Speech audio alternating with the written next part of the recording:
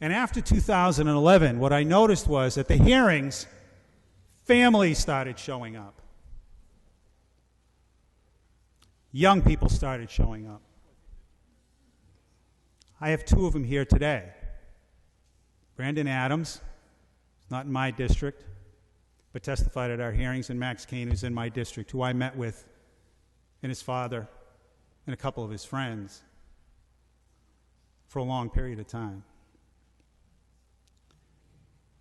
And actually, what I'll tell you is Max's friends were a whole lot less patient than Max was with explanations as to why we weren't solving this problem.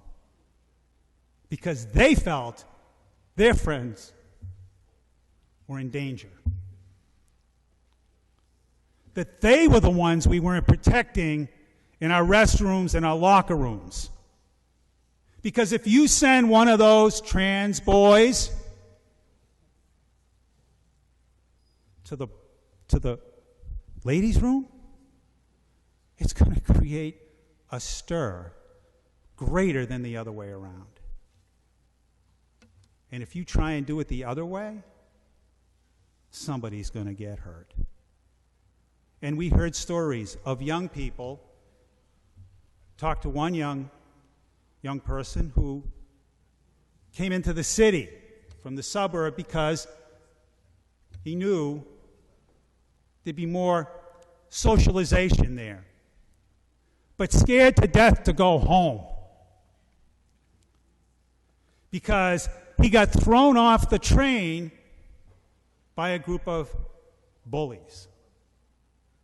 Or the young person who was in a cab and when discovered as to who they were in the middle of the night, told to get out of the cab in a neighborhood that was unfamiliar.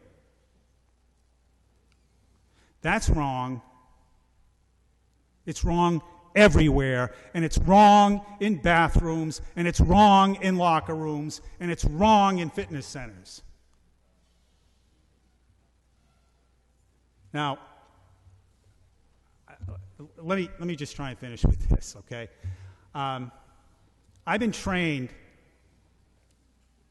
to think in terms of probabilities because anything is possible. So I understand the fear that people talk about.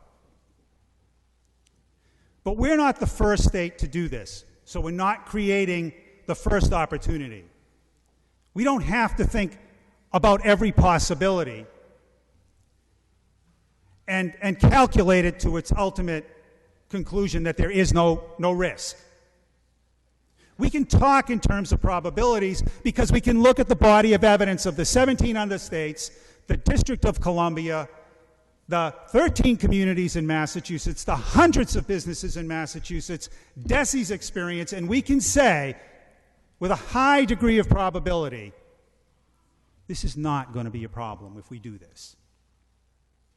And so as you think about this, and as you consider the fears, you can either let the emotion of this issue on either side drive your judgment, which I'm not saying you shouldn't let emotion influence you, but it shouldn't drive your judgment. It may draw your interest, but it shouldn't drive your judgment. Not one person ever appeared at a hearing that we had and said, I had an experience where a predator appeared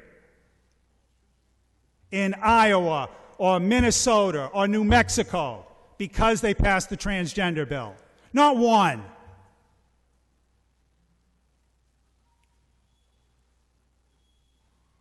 So you can let your fears and your emotions control your decision-making. You can let your emotions control your decision-making in the other direction, or you can look at the facts. And I hope when you look at the facts, you'll find that we can do this without fear, and more importantly, as a civil right, we can't create a protected class and leave out public accommodations. We just can't. So I ask you to act favorably on this bill. Thank you.